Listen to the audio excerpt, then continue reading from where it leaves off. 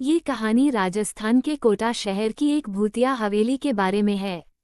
ये हवेली राजा महाराजा के समय में बनाई हुई थी, लेकिन पिछले 18 सालों से इस हवेली में आज तक कोई भी रहने के लिए नहीं आया है। इच्छा होने पर भी इस हवेली में कोई भी नहीं रह पा रहा था, क्योंकि लोगों का कहना थी कि इस हवेली में भूत प्रेत का साया है।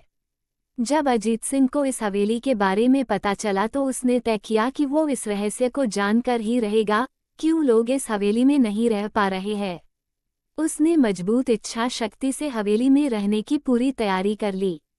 जब उसने हवेली के अंदर जाने के लिए पैर आगे बढ़ाए तो दरवाजे पे किसी अनजान व्यक्ति ने उसे रोक लिया और नजदीक जाके बोले, कौन हो आप और किधर जा रहे हो?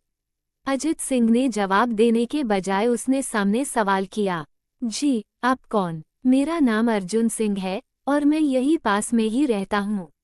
अजित सिंह ने कहा, ओह अच्छा, मैंने सुना है कि यह एक भूतिया हवेली है और यहाँ कोई नहीं आ पाता है, इसलिए मैं इस हवेली में एक दिन रुकने का फैसला किया है।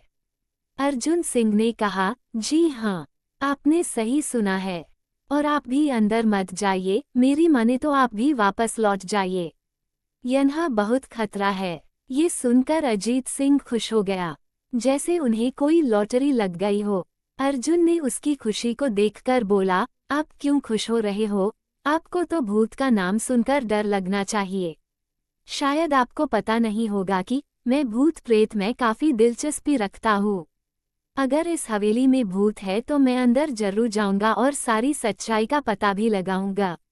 इतना कहकर अजीत सिंह उस हवेली में चले गए। अंदर जाके अजित ने अपनी बैग को साइड में रखा और हवेली के चारों ओर देखने लगा। सारे रूम भी चेक कर लिए। बाद में ड्राइंग रूम में आके सोफे पर बैठ गया। उसने वहां बैठकर दारू के 2-4 पैग भी पिए। वहीं अचानक उस रूम में लाइट का एक बल्ब चालू बंद होने लगी, लेकिन अजीत ने उस पर ध्यान नहीं दिया। थोड़ी देर बाद दूसरा बल्ब चालू बंद होने लगा, फिर तो हवेली की सारे लाइट चालू बंद होने लगी। ये सब देखकर अजीत अपनी जगह पे खड़ा हो गया और संपूर्ण सावचेत हो गया। अचानक उसके सामने एक छोटा टेबल हवा में उड़ने लगा, करीबन 6 फुट हवा में ऊपर जाके गोल गोल घूमने लगा और बाद में अजीत की ओर तेजी से आने लगा। अजित ने तुरंत ही अपनी जगह बदल दी और दूसरी ओर चला गया और वो टेबल वहीं जाके गिरा जहाँ अजित खड़ा था। अजीत कुछ समझ पाता उतने में सोफे की शीट उसकी ओर आने लगी। वो जल्द खड़ा हो गया और छलांग लगा के दूसरी ओर कूद गया, जिसके कारण सोफा दीवार को टकराया और अजीत बच गया। अचानक सब कुछ शांत हो गया। अजित ने चारों ओर सतर्कता से देखा और बड़ी आवाज में बोला, तुम जो भी हो सामने आकर के बात करो। वहीं एक बड़ी परछाई उसके सामने आई। अजित ने उस परछाई को देखकर बोला, कौन हो तुम और क्यों मुझे मारना चाहते हो? परछाई, तुम्हारी भूल के कारण। अजित, मेरी भूल? मैंने कौन सी भूल की? परछाई, इस हवेली में आने की भूल। मैं किसी को भी इस हवेली में खुश नहीं देख सकता। अजित, लेकिन क्यों? वो परछाई ने जवाब दिया, आज से 18 साल पहले इस हवेली के मालिक ने मुझे यहीं पे ही मार डाला था। मेरी कोई गलती भी नहीं थी। इस कारण की वजह से मेरी आत्मा इस हवेली में भटकती रहती है। मैं किसी को भी इस हवेली में नहीं रहने दूंगा, क्योंकि इस हवेली में मेरा खून हुआ था। इस हवेली में जो भी रहने के लिए आएगा उसकी मौत होगी। अजित ने कहा, मैं तुम्हें अपने असली रूप में देखना चाहता हूँ।